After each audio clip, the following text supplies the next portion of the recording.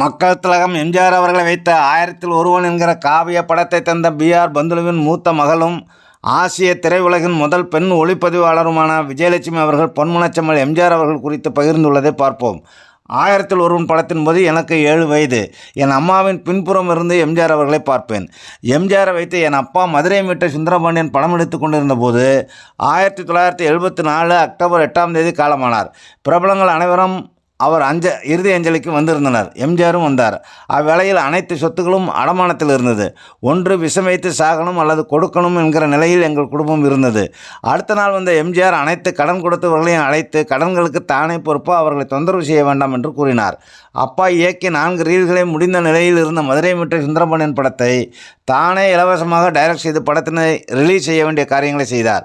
அதில் வந்த பணத்தை வைத்து கடன் முழுவதும் அடைத்தார். எங்களுக்கு கடவுளும் தேவதையும் எம்ஜிஆர் இவ்வாறு கூறியுள்ளார். பி.ஆர். விஜயலட்சுமி அவர்கள்.